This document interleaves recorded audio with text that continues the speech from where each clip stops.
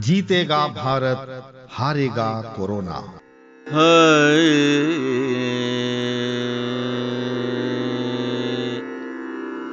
Corona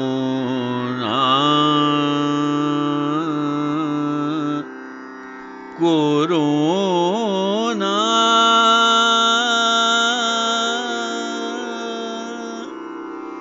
corona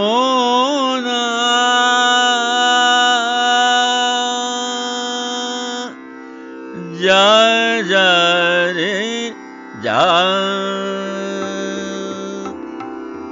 corona जा जा रे जा रे जा रे जा कोरोना जा जा रे जा रे जा रे जा कोरोना जा जा रे जा रे जा रे जा। कहाँ से आया कहाँ से आया कहाँ से आया तू दुनिया से जा कोरोना जा जा रे जा रे जा रे जा कोरोना जा जा रे जा रे जा रे जा।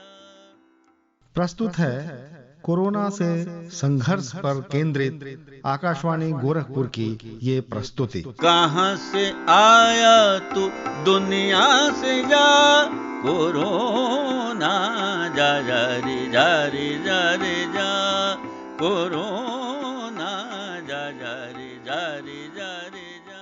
श्रोताओं नमस्कार। कोरोना से हमारी लड़ाई जारी है और हम निरंतर आपके साथ हैं इस लॉकडाउन के दौरान, आपके मनोरंजन के लिए, आपके ज्ञानार्जन के लिए और आपको तमाम तरह की सूचनाओं से अवगत कराने के लिए। इस लॉकडाउन के दौरान निश्चित है कि आप घरों में रहते हुए थोड़ी ऊबन महसूस कर रहे होंगे, परंतु घबराएं नहीं। इस संकट काल में आपको अपनी हिम्मत दिखानी है, अपने अंदर की ऊर्जा को बाहर लाना है ताकि आप मजबूती से घरों में रह सकें और अपने आप को इस प्रकार से सक्रिय रख सकें ताकि कुछ न कुछ सकारात्मक बातें सामने आ सकें। लॉकडाउन की अवधि में आपके समय को बिताने का एक सबसे अच्छा माध्यम हो सकता है पुस्तकें। साहित्य ऐसा माध्यम है जिससे न केवल आपको ज्ञान की बातें पता चलती हैं, आपका मनोरंजन होता है, बल्कि वैचारिक रूप से भी आप बहुत सुदृढ़ होते हैं। साहित्य का वाचन, साहित्य का सृजन और साहित्य की चर्चा हर प्रकार से मनुष्य को सशक्त बनाती है, उसे मानसिक रूप से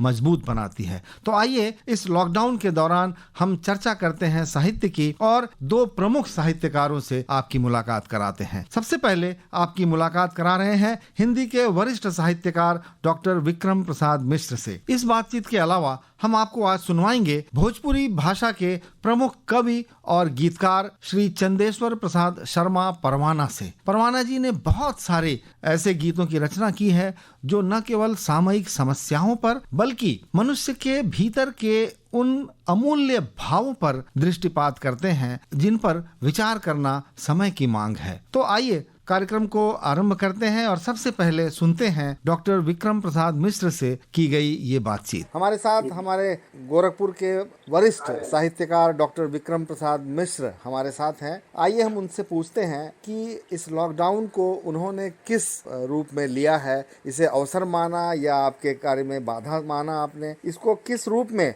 आप इस समय का सदुपयोग कर रहे हैं। सर बहुत बहुत स्वागत है आपका। सबसे पहले सर बताइए कि ये जो लॉकडाउन लगभग 1 महीने का बीत चुका है, आप इस लॉकडाउन को किस रूप में आपने देखा? क्या आपको इसके प्रति आपकी कैसी भावना रही है? पहले तो मैं आपको धन्यवाद देना चाहूँगा कि आपने इस लॉकडाउन में मुझे इसके लिए उपयुक्त समझा और मुझे आमंत्रित किया। इस लॉकडाउन को तो मैं बहुत अच्छी तरह से मैंने इसका सदुपयोग किया है। इसका तो पहले मेरे जहन में यह बात थी कि लॉकडाउन हो जाएगा, सारी बाधाएं आएंगी, कैसे जाएंगे, क्या करेंगे, सारी दिक्कतें महसूस कर रहा था। 2-3 दिन के बाद मेरी चर्या बहुत व्यवस्थित हो गई। मैं पहले भी सोच रखा था 30 जनवरी को ही कि मैं प्रसाद पे कुछ काम करूंगा। मेरे गुरुजी ने कहा कि प्रसाद पे तुम कुछ काम करो, अच्छा कर सकते हो। तो इधर जब लॉकडाउन हुआ तो मैंने अपनी किताबों को सहेजना शुरू किया, और सहेज करके मैंने सोचा कि प्रसाद पे कुछ नया काम करूं। जी। तो मैंने वह मुकम्मल प्रसाद साहित्य को इकट्ठा कर लिया। जी सर, प्रसाद साहित्य की चर्चा चल रही है, तो हम जी चाहेंगे कि उसकी कुछ पंक्तियां जो आपको बहुत जी प्रभावित करती हो, चाहे वो कामायनी जी हो या उनके जो अन्य जो जी जी प्रसिद्ध काव्य रहे हैं, उनकी कौन सी जी पंक्तियां आपको बहुत प्रभावित करती हैं और क्यों जी करती हैं? कुछ इस विषय पे आप अपना विचार रखें सर।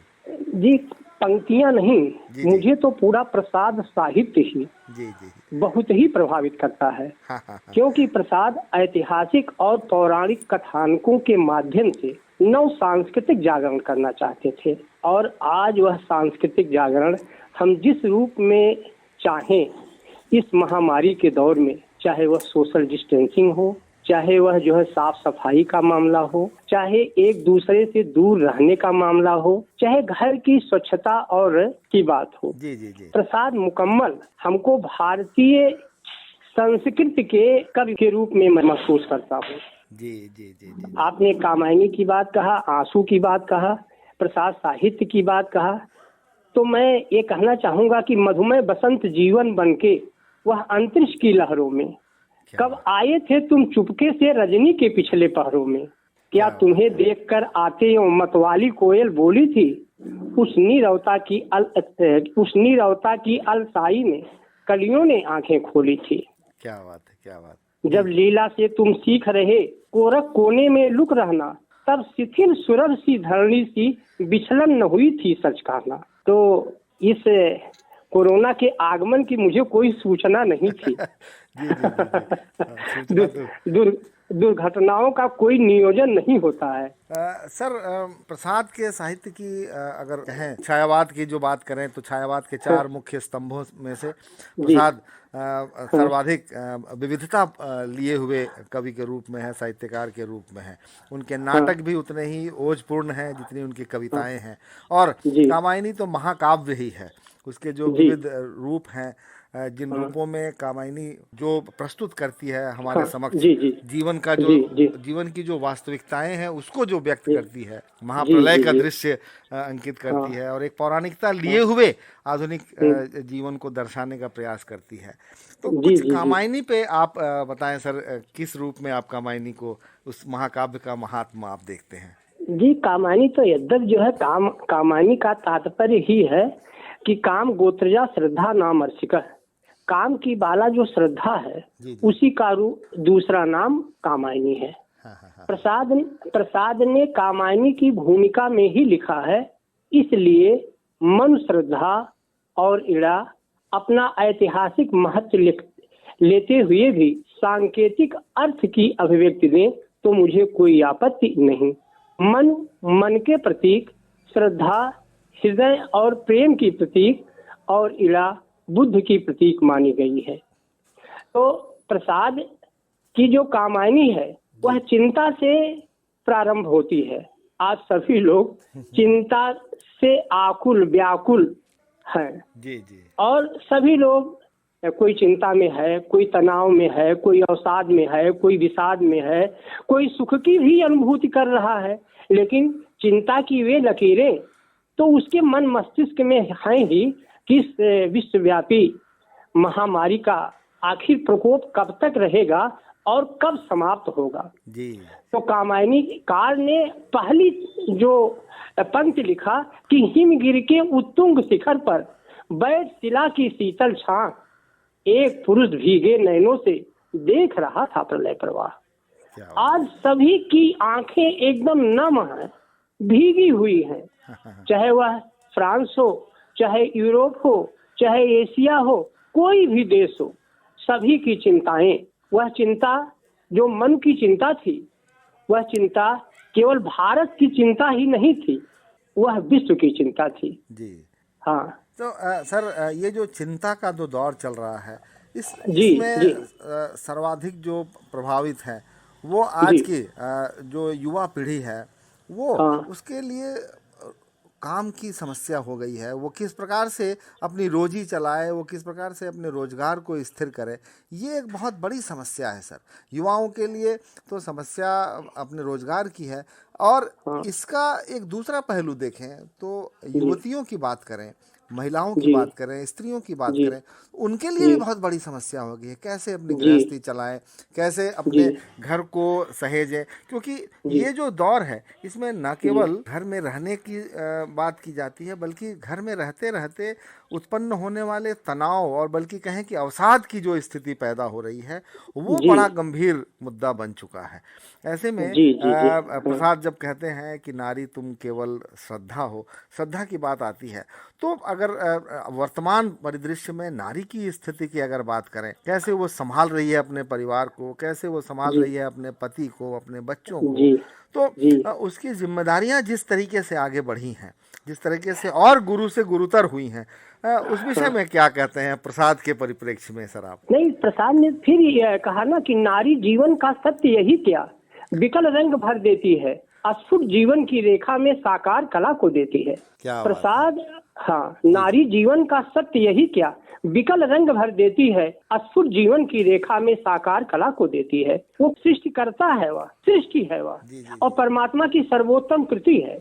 इसलिए नारी के लिए तो वह अपने को जैसा माने जैसे आप चाहें, और वह तो उसके 3 रूप होते हैं। यदि हम पारंपरिक रूप में ले तो परंपरा में हमारे है कि वह पुत्री है, पत्नी है और माता है।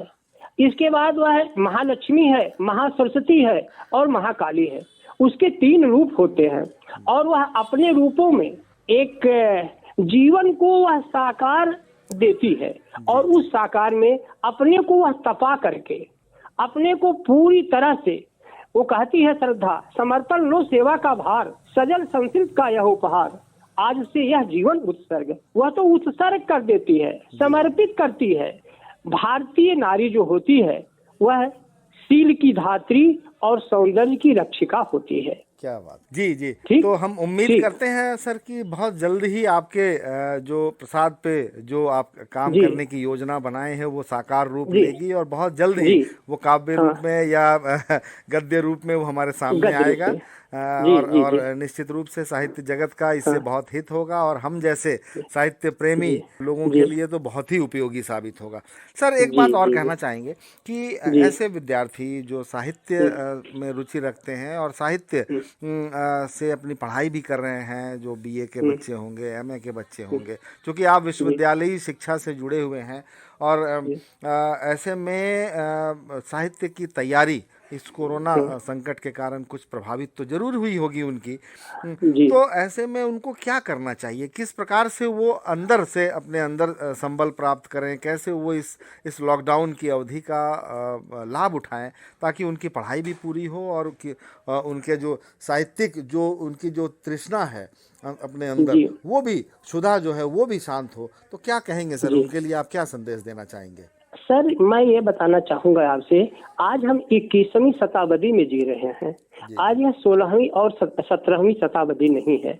आज हर विधा की पुस्तकें नेट पर उपलब्ध हैं, और सभी विश्वविद्यालय की पुस्तकालय वह नेट पर उपलब्ध हैं। आप जैसी तैयारी करना चाहें और जो देखना चाहें वो आप विश्वविद्यालय की लाइब्रेरी को खोलिए, और उसमें से मनवांछित विधा को आप ले लीजिए और पढ़िए लिखिए, कोई दिक्कत नहीं है। हाँ, दिक्कत है, दिक्कत उन क्षेत्रों में है जहाँ नेट की सुविधा नहीं है। हमारे ये जो आभासी दुनिया है, इस आभासी दुनिया का वहाँ प्रभाव नहीं है, यानी नेटवर्क वहाँ काम नहीं कर रहा है।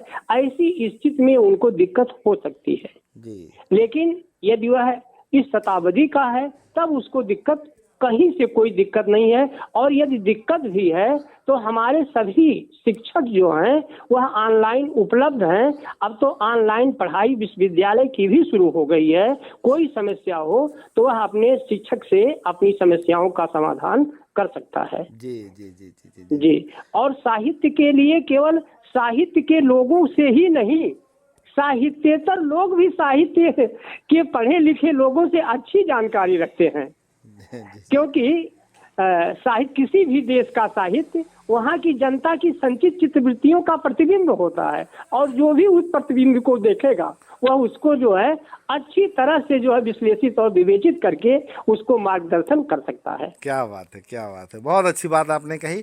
अगर मन में चाह हो, इच्छा हो, तो निश्चित है कि सब कुछ उपलब्ध है आज।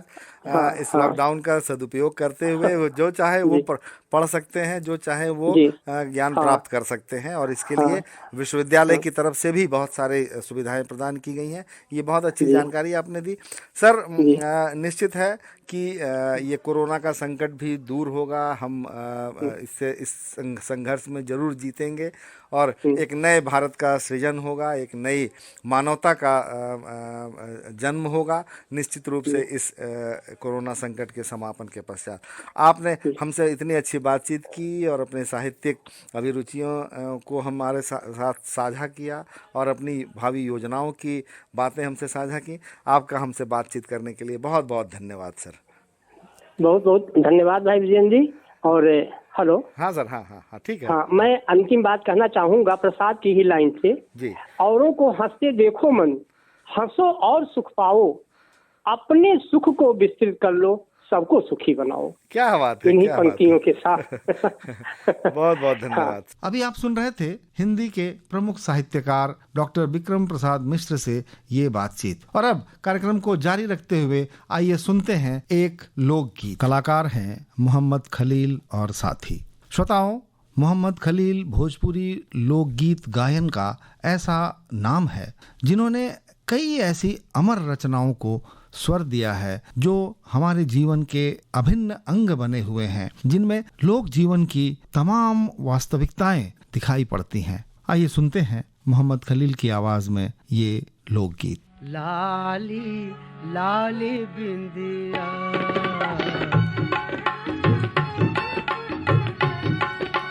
लाली लाली बिंदिया, चुरावे मोरी निंदिया, लाली लाली बिंदिया, लाली लाली बिंदिया, लाली लाली बिंदिया, चुरावे मोरी निंदिया, गजब ढाहेरा ओ बजर ढाहेरा, ओ गजब ढाहे भोला पन की सुरतिया, लाली लाली बिंदिया, लाली लाली बिंदिया।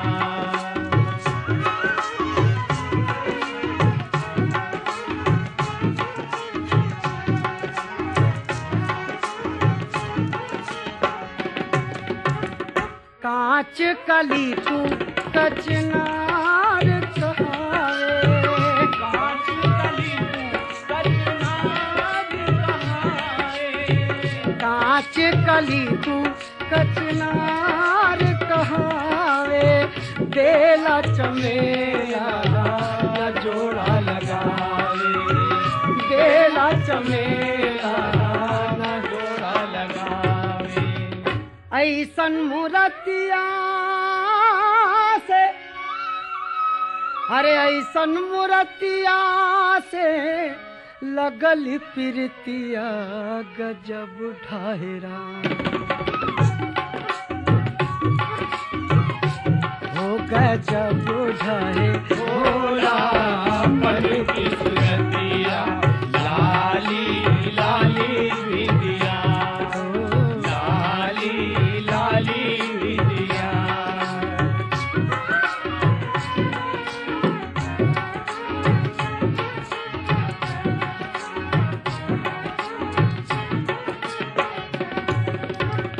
कहाँ वाले जाई, कहाँ ले समझाई, कहाँ वाले जाई, कहाँ ले समझाई, कहाँ वाले जाई, कहाँ ले समझाई, मनवा कबूतरी के कहाँ उड़ाई, मनवा कबूतरी के कहाँ उड़ाई।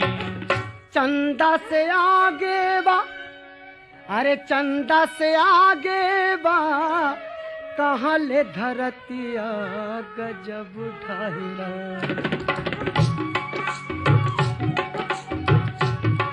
बजर ढाहे भोला पल की सुरतिया लाली लाली विदिया लाली लाली विदिया।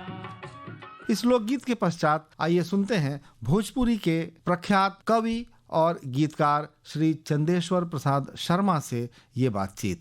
परवाना जी, आपका बहुत बहुत स्वागत है हमारे इस कार्यक्रम में। जी जी। सबसे पहले तो आप ये बताएं कि ये अभूतपूर्व जो लॉकडाउन की स्थिति हुई है, जिसमें लगभग 1 महीने हो गए और हम सभी अपने अपने घरों में कैद हैं और घरों से ही अपने काम कर रहे हैं, जो दैनिक जो हमारे कार्य हैं, जो हमारी अभिरुचियां हैं, वो सब घर में ही पूरी हो रही हैं। आप किस प्रकार से इस लॉकडाउन की अवधि का सदुपयोग कर रहे हैं? देखिए, एक साहित्यकार के नाते आपने भी कहा कि मैं साहित्यकार भी हूँ, अध्यापक भी हूँ, तो एक साहित्यकार के नाते तो मुझे बहुत अच्छा लग रहा है कि साहित्यकार को एकांतवास चाहिए लिखने के लिए, पढ़ने के लिए। बहुत अच्छा, हमारे लिए बहुत अच्छा मौका मिल गया है। और ये जो लॉकडाउन है, वैसे भी यह ऐसा विषाणु है जिसकी कोई दवा अब तक बनी नहीं है जी। और मूल रूप से घर एकांत में रहना, अलग रहना, लोगों से कट के रहना, अपने घर में सुरक्षित रहना, इससे बड़ा कोई उपाय नहीं है। तो ऐसे में हम साहित्य, अपनी बात में कर रहा हूँ, तो जितने भी पुराने पेंडिंग वर्क पड़े हुए थे, जो कहानियां लिखी थी, जो कविताएं लिखी थी, जिसको हमने डायरी में नहीं लिखा था, या फिर जिसको पूरा बहुत दिनों से छटपटाहट थी कि मैं उसको ठीक करता, पहले की लिखी हुई है, उसमें कुछ दोष होंगे, तो अब वो मौका मिला है, मैं काम कर रहा हूँ। जी जी जी, जी। अच्छा लग रहा है ना जी। अच्छा परवाना जी, आपने सिर्फ पुरानी चीजों को सहेजने का ही काम किया या कि कुछ नई रचनाएं भी आपकी बन के सामने आई हैं? ना, असल में मैं हम लोग लिखते हैं, गीत लिखते हैं, तो ऐसा समय है कि हर आदमी अपने अपने क्षेत्र में अपने अपने ढंग से काम करना चाहता है जी। तो एक साहित्यकार लिखता है और हम लोग के लिखे गीत गायक लोग गाते भी हैं, तो वो कहते हैं कि भाई परवाना जी कुछ ऐसा लिख दीजिए कि हम लोग भी कुछ गावें इस कोरोना के संकट में। तो लिखना भी पड़ता है, लिखा भी हमने, कई लोगों ने गाया भी है जी जी। तो और भी गीत हम लिख रहे हैं और भी रचनाएं हो रही हैं जी जी जी जी। तो हम हमारे श्रोताओं को आप कुछ सुनाएं, हम सुनना चाहेंगे कि अगर कोरोना पे कोई विशेष गीत हो तो उसे हमारे श्रोताओं को सुनाने का कष्ट करें। एक छोटा सा गीत लिखा हूँ इसी विषय पर कि विपदा भारी घर में रहिए, विपदा भारी घर में रहिए, थोड़ी मुश्किल भी तो सहिए, दूरी में ही प्रेम छिपा है, हाल चाल में ये भी कहिए, विपदा भारी घर में रहिए, थोड़ी मुश्किल भी तो सहिए, दर्द भरी मुखिया की बानी, उल्टी धारा में ना बहिए। क्या बात है, क्या बात है। विपदा भारी घर में रहिए, थोड़ी मुश्किल भी तो सहिए, और निर्देशों का पालन करना, इनको उनको हमको चाहिए, विपदा भारी घर में रहिए, थोड़ी मुश्किल भी तो सहिए। क्या बात है, क्या बात है। हाँ, ये बिल्कुल लोगों को आगाह कर रही है, सजग कर रही है और सावधान कर रही है ये गीत कि भाई इस विपदा से आप सावधान रहें, बच के रहें और घरों में रहें। इसके अलावा जो बहुत सारे आपने गीत लिखे हैं, मौसम के गीत, श्रम गीत और बहुत सारे ऐसे गीत जो कि समाज को उद्वेलित करते हैं, समाज को एक तरह से दिशा प्रदान करते हैं। अच्छा परवाना जी, आपने एक और भी कविता लिखी थी। कविता कब बनती है, कविता क्या होती है, किस प्रकार से कविता का सृजन होता है, कैसे दर्द कविता में समेट के सामने आ जाता है, एक आपकी बहुत प्रसिद्ध कविता है, क्या आप उसे हमारे श्रोताओं को सुना सकते हैं इस समय? बिल्कुल बिल्कुल। जी जी जी, जब सुनाए कृपया। जब जब खाली पेट रहेला, वही लइका बड़ी भूखाला तब तब गीत लिखा जाला। क्या बात है। जब जब जिंदगी के चदरा पर पेवना ढेर सताला तब तब गीत लिखा जाला, तब तब गीत लिखा जाला। क्या बात है। गीत भी नहीं है माथे पर माटी के तिलक लगावे, गीत उठन जा माटी पर मटिए से ही बतियावे। पाथर के घर में के गर्मी गीत कहाँ सही पाई, जहाँ जरी बिजुरी रतिया भर गीत कहाँ रही पाई। जब जब कोनो मड़ई के ढेबरी बिन तेल बुताला तब तब गीत लिखा जाला, तब तब गीत लिखा जाला। जब जब खाली पेट रहेला लइका बड़ी भूखाला तब तब गीत लिखा जाला, तब तब गीत लिखा जाला। गीत रहे पर्दा के भीतर पर्दे में बहिराला, करे न बाती बढ़ावा कब्बो चुप्पे गीत गमाला। जे बा खुदे उघार उहाई गितिया कहाँ लुकाई, आओ छानंगा मन बहुअन संग गीत कहाँ रही पाई।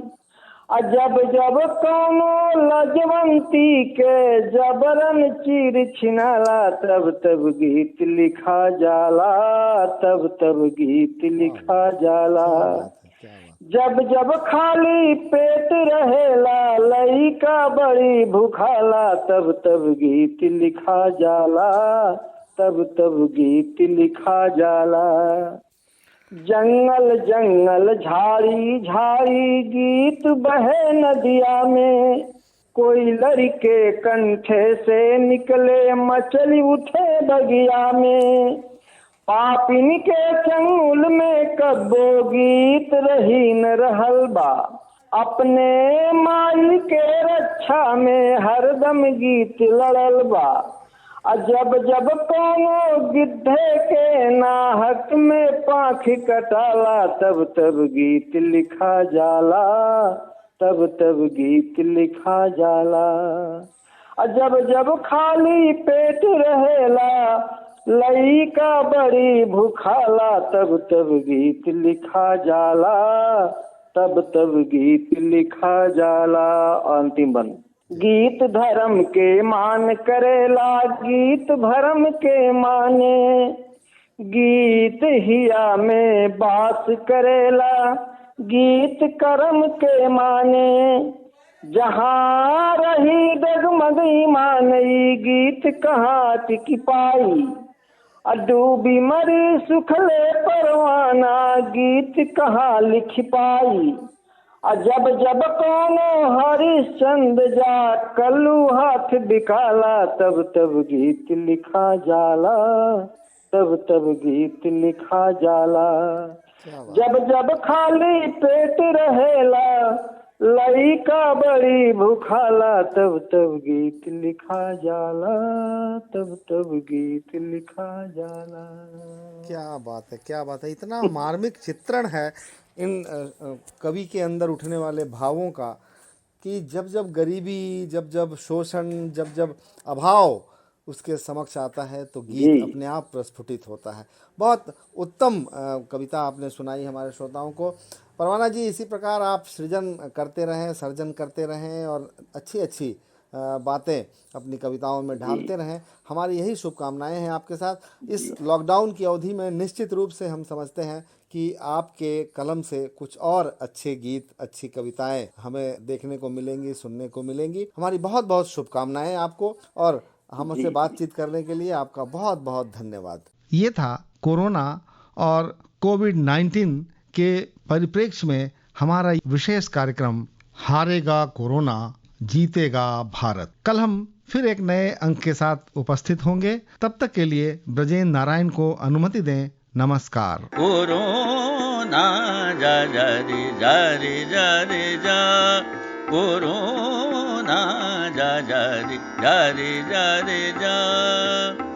कहाँ से आया, कहाँ से आया, कहाँ से आया तू दुनिया से जा, कोरोना जा जा रे जा रे जा रे जा, कोरोना जा जा रे जा रे जा रे जा।